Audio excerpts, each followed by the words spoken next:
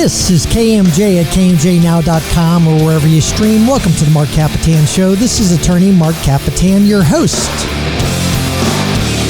Today's show is brought to you by the Kapetan Brothers Law Firm. We've been serving the Central Valley since 1995. If you or anybody you know has been injured in an auto accident, a truck accident, or a motorcycle accident, give us a call at the Kapetan Brothers Law Firm, 559-498-8000. Or if you've been arrested or cited for a criminal offense by my next guest, call the Kapetan Brothers at 559-498-8000. That's 559-498-8000. Kapetan Brothers, we're the Valley's law firm. Folks, we've had plenty of law enforcement officers on the show, but our next guest may be the most decorated and heroic, and he's going to get embarrassed already. And this is not an overstatement or exaggeration for the purpose of selling today's episode. He is a retired FBI special agent who earned the FBI's top honor, the Medal of Valor, among plenty of other awards for exceptional heroism in the line of duty related to one fateful November day in 1994. In fact, a very specific day, which you'll find out the reason why. And I hate to tell you, folks, this is going to be a two-parter because the story is so compelling that I just can't fit it in one episode of the Marc Kapetan Show. So get ready for two parts. That day was marked by an ambush at at Metro PD, which is Metro PD, Washington, D.C. headquarters.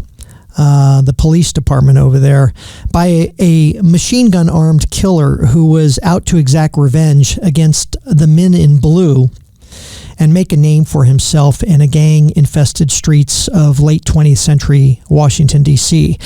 However, heroism in the line of duty has come at a great personal cost to my guest, namely the lives of three fellow law enforcement officers who he knew personally, who died that fateful day.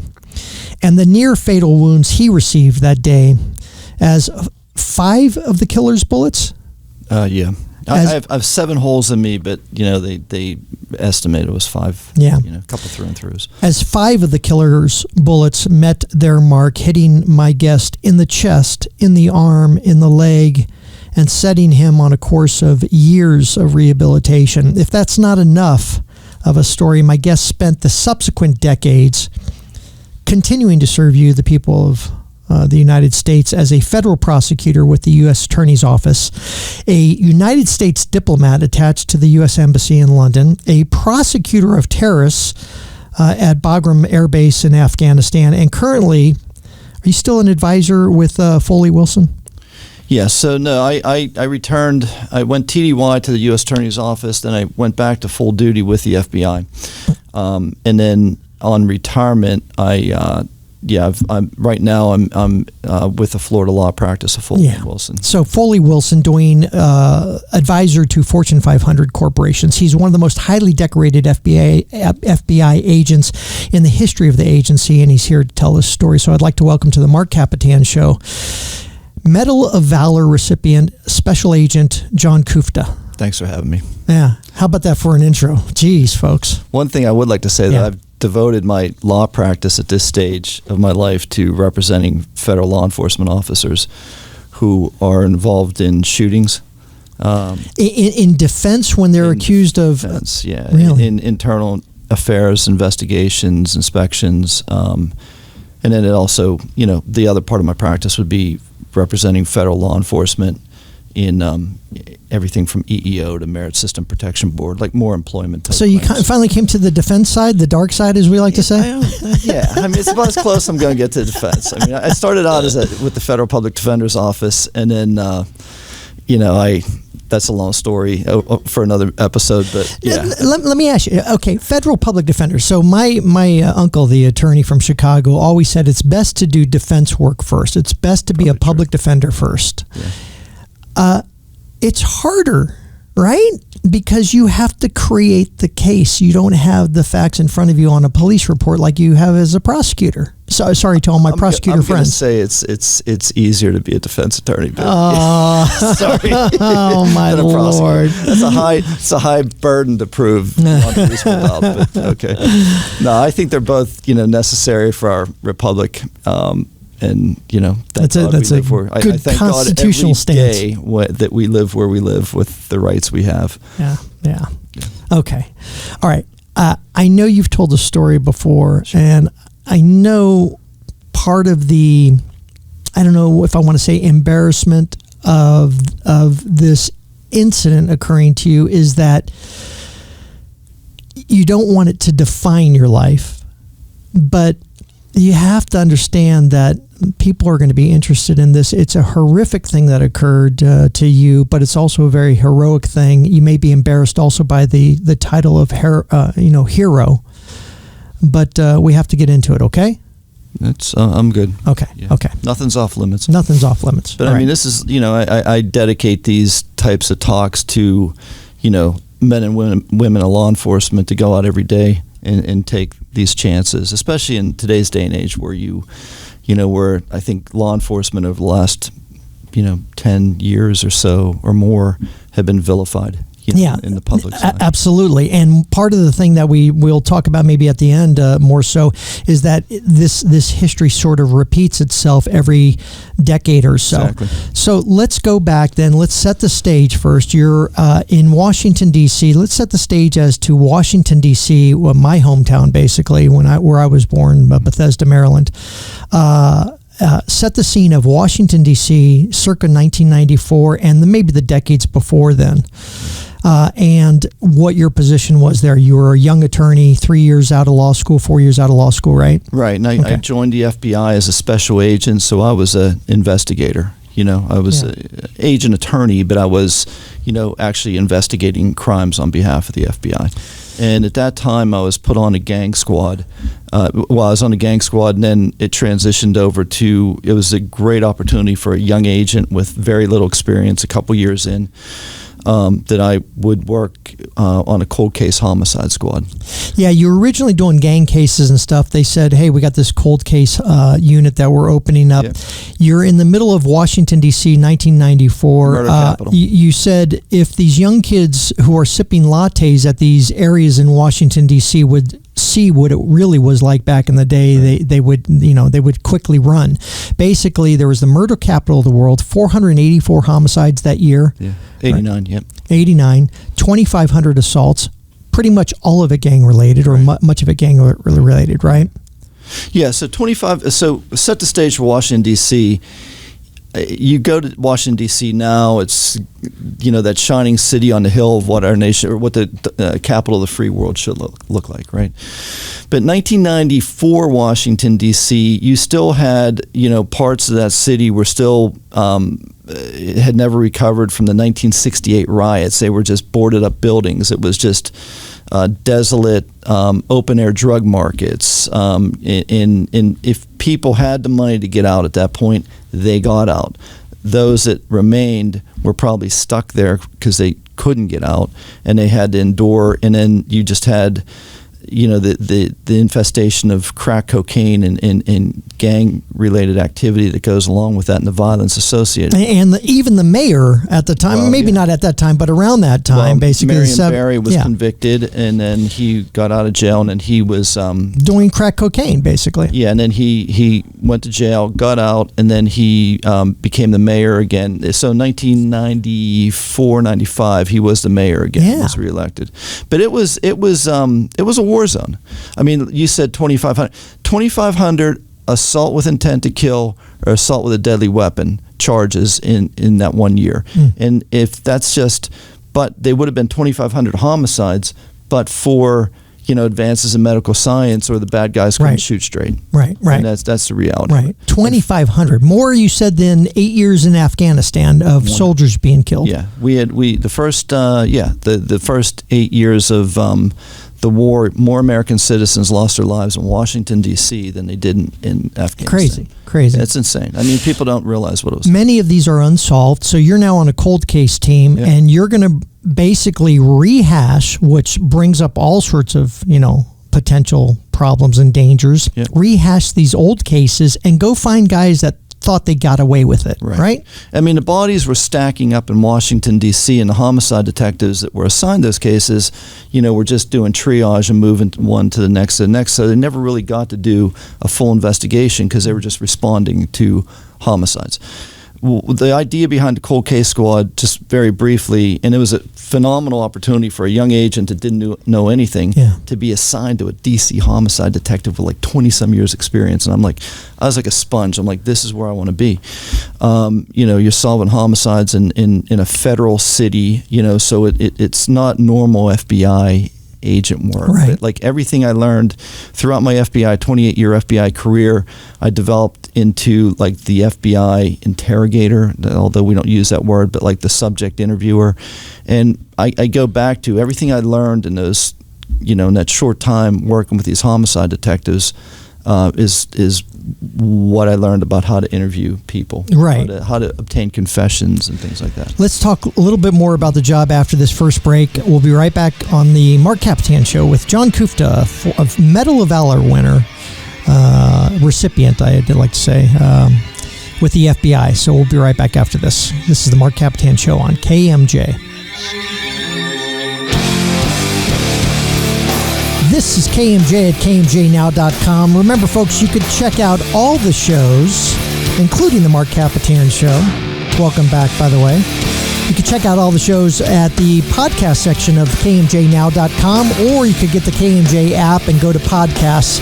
Check out all the morning shows and Ray Appleton and John and Christina and Philip and E, everybody. So go to KMJNow.com or wherever you stream. You can also check out the Marc Kapetan Show on YouTube, Facebook, where you can see the video and you can see the very handsome John Kuchta, who is our guest for today, Medal of Valor winner, recipient. I keep using that term winner. It's not a win when you get these things. Yeah. With the FBI, partly due to his acts of heroism while under fire, suffering grievous bodily injury himself in attempts to stop an armed gunman who came to the Metro Police Department in Washington, D.C. in 1994 and ambushed some of the police officers there. John, we were talking about Washington, D.C. at the time, and, gang-infested, tons of homicides, more like a war zone. You're now on a cold case file. You're tasked in this particular case to do what? Yeah, so the whole idea behind it was homicides were building up. The district detectives and the homicide detectives that were assigned those in the first place couldn't adequately address them, and it just would move on to the next one.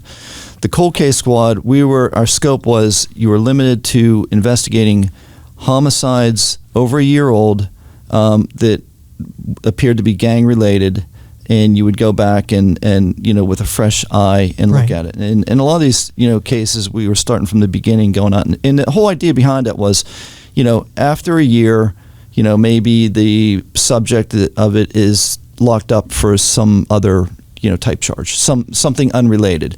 So witnesses would be more likely to come forward. Right. There might be some, where they feared retaliation or retribution. They're more likely to talk now. Or the suspect may have wronged them, and now they're ready to get back at the guy. Yeah. Right. Yeah. Exactly. But the whole issue of doing a cold case is that now the suspect that you potentially are asking questions about, it's not like they're on the run and it's a hot pursuit.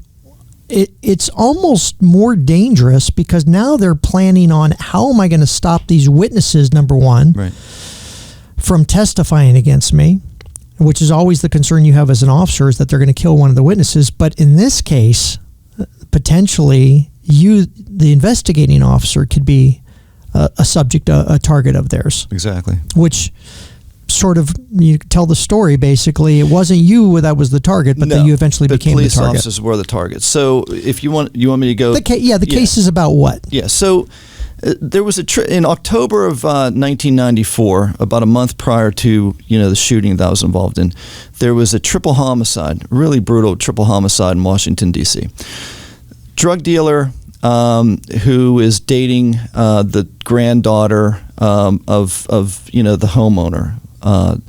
He's breaks all the rules. You know what I mean? There was he breaks all the rules of what a drug dealer should be doing. He's flashing his cash. He's driving around a nice car. He's got the gold teeth. You know what I mean? He's acting like the big man out there. He gets targeted by a group called the First and Kennedy Street crew.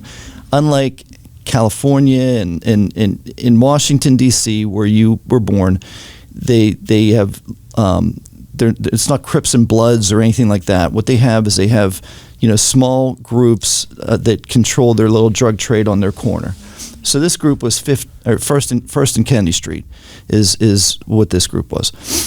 So First and Kennedy starts seeing this guy, and they mark him as a target for a robbery. All right, they lie in wait. They wait till they're following him. They use the same practices that police use. They surveil him, and they identify that he goes and puts his head down with granddaughter at grandfather's house.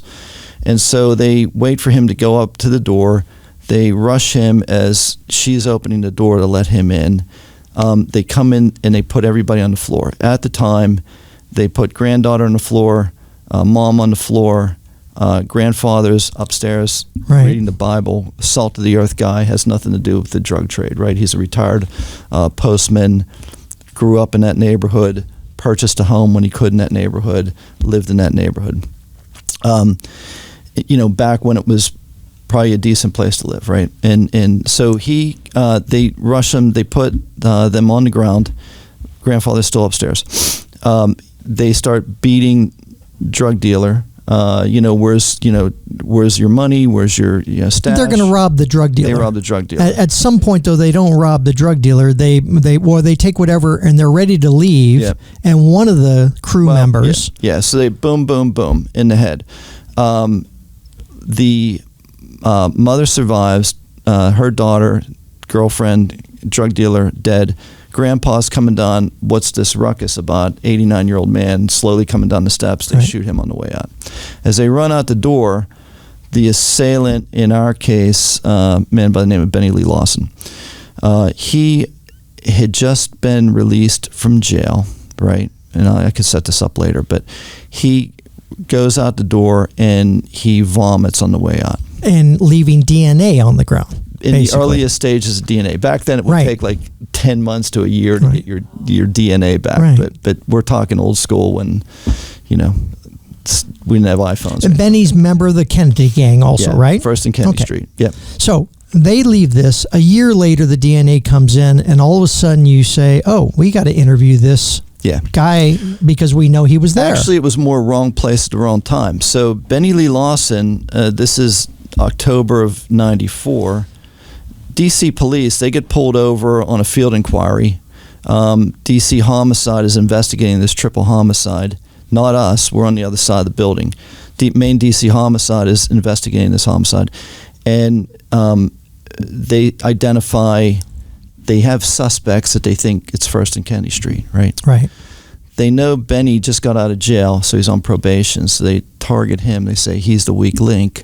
Let's go interview him and bring him down the station and see if he'll give it up. Right. And I understand they keep interviewing Benny, which basically tips off to the rest of the gang members that, is Benny a snitch? Right, exactly. Right. Now, Benny never does snitch. Right. All right. And Benny has vowed that he'll never, whatever happened to him in prison on the prior charge that he had, he's never going back to jail. And so what happens then is the worst thing that his gang, though, his brotherhood, his family, his adopted family, he did have a family, but basically this gang who he put paramount in his life, the worst thing you could call him is a snitch. Right. But by him coming down time after time to be interviewed by DC Homicide, even though he wasn't saying anything, they started to question, hey, Benny, you must be snitching, right? And so he's going to make a point of showing everybody. Plus you don't have heart because you threw up after that. Well, yeah, he doesn't have heart because he threw up after a killing. You should be tougher than that. Yeah, exactly. So he's going to prove to everybody that he's tough. And in a not a comedy, in a tragedy, I don't want to make that mistake of errors, instead of coming upon the homicide detectives that he's meant to kill, he enters into your office, and we'll discuss that right after this. This is the Marc Kapetan Show. We're on with John Kuchta, Medal of Valor winner, recipient from the FBI. We'll be right back after this.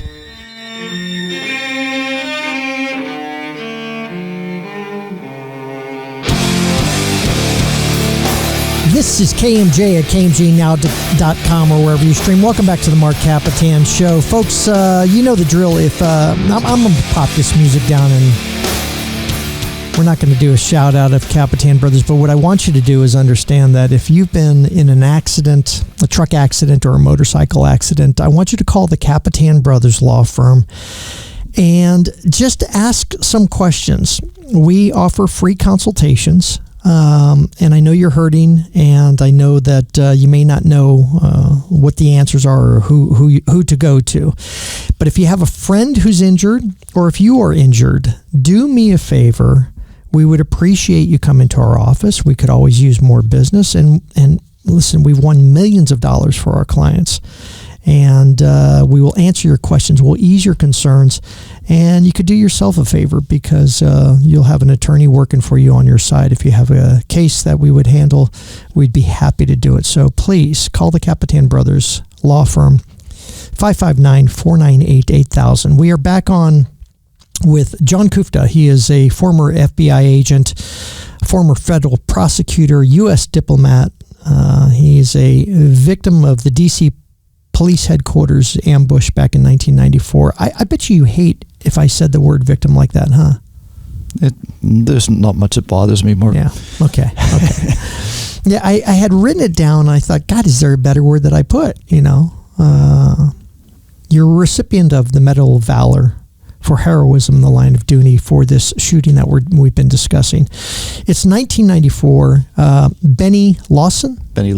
Benny Lee Lawson, who's a member of the Kennedy Street gang, basically is going to exact revenge, or at least earn gang credits, because the gang now thinks he's a snitch and he's not a tough gang member, and he's now going to earn credits and show his family in the Kennedy gang how tough he is. And so he sets in motion this plan, and it sounds like it was planned out, right? Yeah, I mean, after, the Bureau did search warrants and obtained his writings and artwork, and so basically he wanted to go down to D.C. police headquarters, where the main homicide unit and where we were also co-located. He wanted to go down there to exact revenge on the detectives that were, and it was a suicide mission, and he knew that, but he was going to go down there and exact revenge on the detectives that were investigating him. You said he had every chance at life, too. His mom was a good Christian. He was maybe not educated. I mean, he's living in Washington, D.C. in the roughest time of Washington, D.C., but for all intents and purposes, full college scholarship. I mean, if you look at his writings, they are dark, they are disturbing, they're evil, right? All about killing police officers, but his prose, he was smart. I looked up. In fact, we did him at our club. Ice-T, Cop Killers, came out in 1992. This is now 1994. Very much the same as Defund the Police that is now in the anti-police rhetoric. Right. So he's living amongst gang members and this hip-hop culture, and had every chance in life potentially, and just like you said, chose evil. And his mom lived in the suburbs. I mean, he had a full scholarship to college. He his mother tried to convince him to stay, not go back into the DC gang life. But I think like a lot of people, you have the glamour of that, and it's not, it doesn't last long. Right. It usually ends badly. Okay. You're at your office at the cold case unit. Yep. You have a couple partners there with you. Hank Daly is the detective sergeant who overall supervisor of the unit, Mike Miller, and Martha Dixon. Yeah. All of a sudden, there's a knock at the door. Yeah. You're just talking the daily briefings or whatever it may be, right? Yeah. And there's a knock at the door, and you see what? So, actually, it wasn't as easy as a knock at the door, and here this kind of plays into this. Prior to anybody getting there, I got a call that from one of the detective's informants that he was coming down to get a payment. Okay, so that's in the back of my mind. Then everybody else comes in, the other three come in the office. Martha, Mike, and Hank come in the office. Yeah, this is another CI that's coming down to get what you call a witness voucher payment, basically, right? So that's in the back of my mind, and that'll play into this story. There's 2 rooms. There's no knock at the door. Actually, they used to keep the door kind of open. We were on the other side of the building from main homicide, and there's actually a little kitchen in there, and people would keep their lunches in there, different detectives. So there's always people coming in. And by the way, no metal detectors in the whole of the building. Back then, they didn't do it. No security. No. You just walked in. Yeah, but back then, that would be like light. Even as bad as DC was, I say it would be like lightning. To have this happen in an obscure office on the 3rd floor of this building would be like lightning striking on a... We were all innocent back in that day. Yeah, go ahead. Yeah. So I'm in a separate room with Mike and Hank. We're talking, cases and things, and I'm waiting for my partner to get out. Martha is in the adjoining room. Benny comes walking in with the 2 informants that had previously called, right? Past her, come into our room. And literally... just to put this in perspective, if Mike's at his desk, Hank's at his desk, I'm on a sofa outside the interview room. If we all stood up, we could touch hands in the middle. That's how close we were. They stand in between us. Benny Lee Lawson is dressed like a detective. He has a tie on, overcoat, and you would think nothing of it. Benny had a whole plan. All right, Benny was gonna kill law enforcement officers. He came down. He just happened to walk onto the elevator at the same time as Mike Will's informants were coming to get their payment. They get up to the 3rd floor. They pass main homicide. That's where Benny's looking for. That's where Benny wants to exact revenge. He stops Mike's informants. He says, "Hey, is this homicide?" And they're like, "No, man, we're going to homicide," because they related homicide to our office building or our office on the other side. So as he walks through, they pass there. He stops them another time. "No, we're going." He follows them into our office, passes Martha in that building, and then it gets to the point where he's standing in between Mike, Hank, and me. All right, dressed like a detective. Mike Will's informant, the detective I worked with, the informant says, "Hey, is Mike Will here?" And my mind goes back to, that's the guy that just called, who's coming to pick up a witness voucher, pick up an informant payment a couple of days before Thanksgiving. Right? Draws your attention. Draws my attention to that. Immediately, Benny pulls out what would be a Cobra M11 machine pistol, set to fire full automatic, and just starts spraying. Yeah. You said spraying so many bullets that because it's a fully automatic, it's a altered gun, illegally modified to fire full auto, which would be illegal. Did they ever count how many bullets he actually shot? 39 bullets in a matter of a split seconds, right? Yeah. Okay. Matter of seconds. You do what? Start to pray. That's what I understand. Nuns got to me early. I started saying Hail Marys and Glory Bees. Yeah, you said I'm a good Catholic. Yeah, and you started to pray. I don't know if I'm a good Catholic, or was a good Catholic, but I mean, I saved your life. But yeah, it did. Okay. I mean, I 100%. But for the grace of God. But as you're praying, you literally have another duty to do. Well, so your training kicks in immediately. I reach for my pistol on my hip, and I withdraw it, and as I'm still in a seated position, I start pulling the trigger and firing. I get up. What he does is he does a 360, hits Hank. Hank goes down. Hank didn't even have a chance to get out. As he continues this 360, he hits the one informant who runs out the door and gets hit in the back, in the rear end. The other informant would have crossed and went into the interview room behind me, and then he hits Mike while Mike's still seated before Mike could even react. I mean, think of somebody just pressing a trigger, spraying, bullets flying everywhere, doing a complete 360, and anything within that 360 is getting hit. Yeah. All right. There's got to be a moment where you sit there and there's got to be is there a pause because you're like, this is so surreal, I have no idea what's going on? No, there's no pause. I mean, your training kicks in, you immediately react, but I can go back to that day till this day, and I can break it down almost like frame by frame. It was going fast forward, but I could break it down frame by frame. Okay, let's get back into it at the next segment on this tragic 1994 day. Hey, John Kuchta from the FBI right after this on the Marc Kapetan Show. This is KMJ.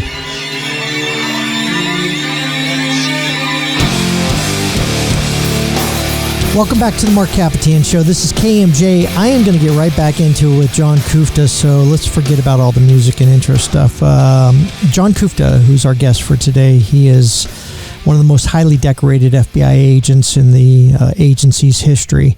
He's talking about a 1994 day, November 22nd, 1994, which will tell you next week the significance of that date, and a ambush shooting at the Metro Police Department in Washington, D.C., where now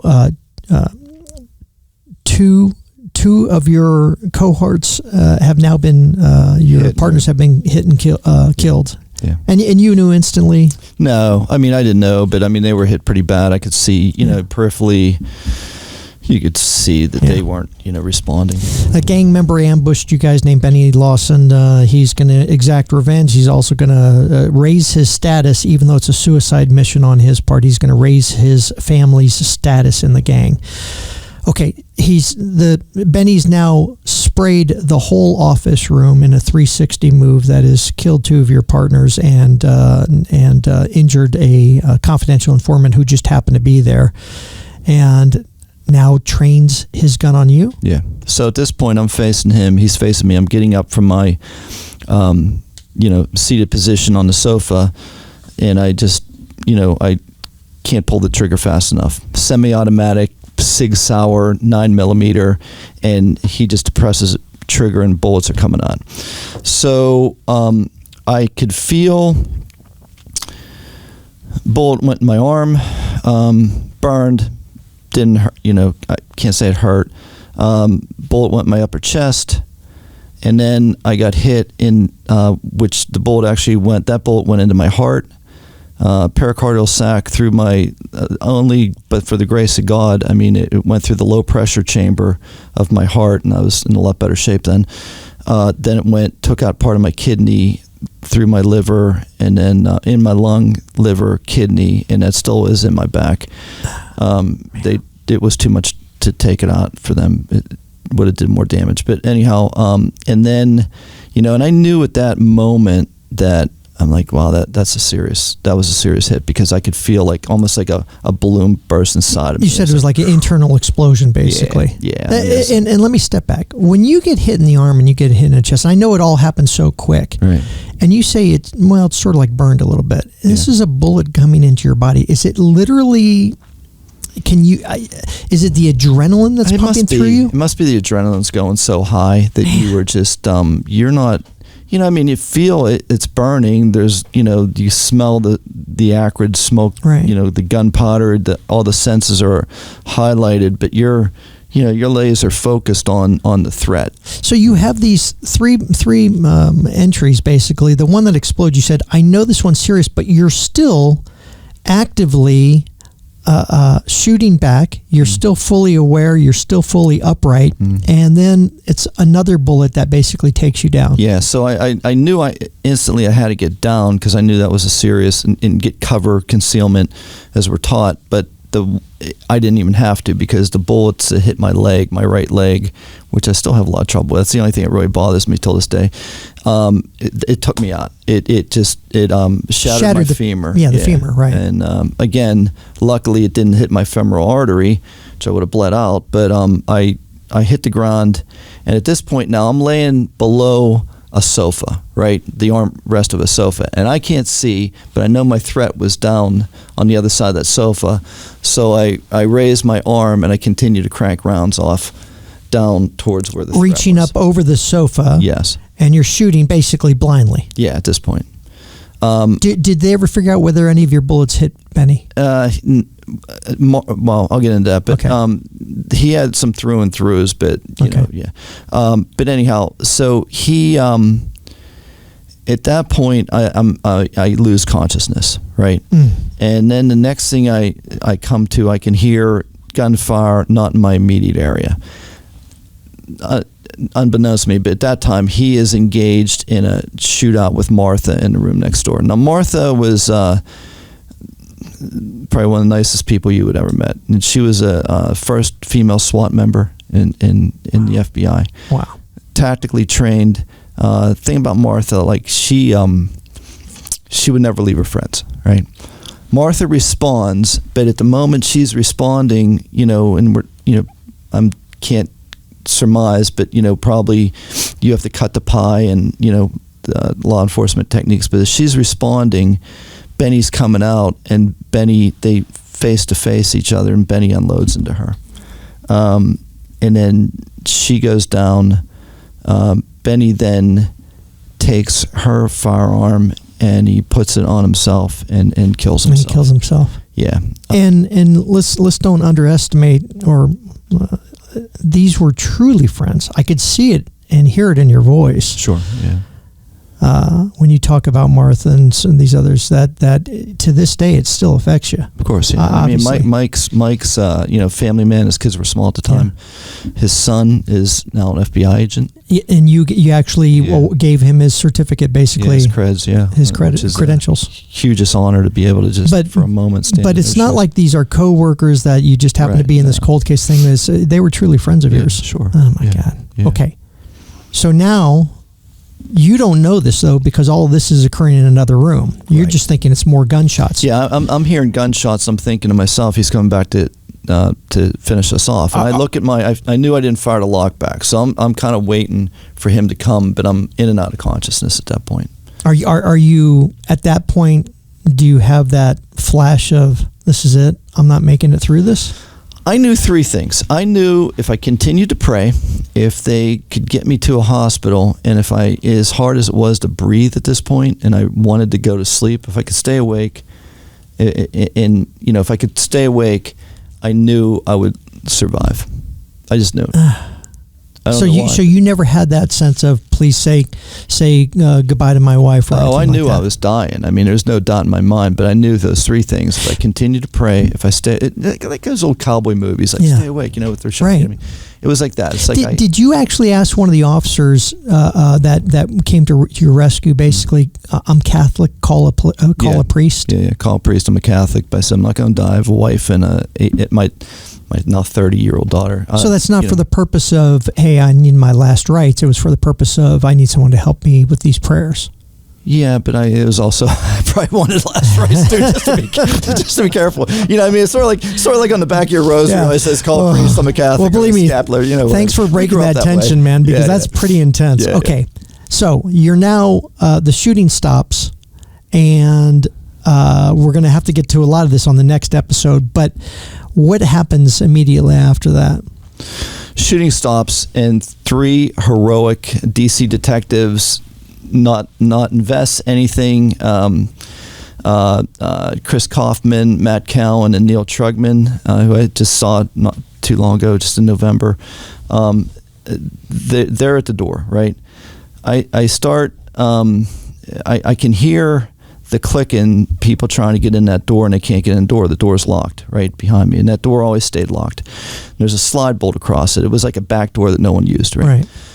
So I can hear on the other side, hey, we can't get in. We can't get in. Yeah. My mind goes back quickly to, how long it took me when they changed the cipher locks on the front to not be able to get in. I crawl over to that door, and the first attempt, I use my body weight to try to take that slide bolt and move it. I fall backward, and you can't get this door open. And I hate to tell you, folks, but we have to leave it there for today's episode of the Marc Kapetan Show. We are going to figure out John Kuchta from the FBI, his escape plan from that tragic day in 1994, and some more of the details of what happened in his recovery and his great life thereafter on the next Marc Kapetan Show. John, thanks for being on. We'll be right back with you, okay? We'll see you next week on the Marc Kapetan Show. This is KMJ.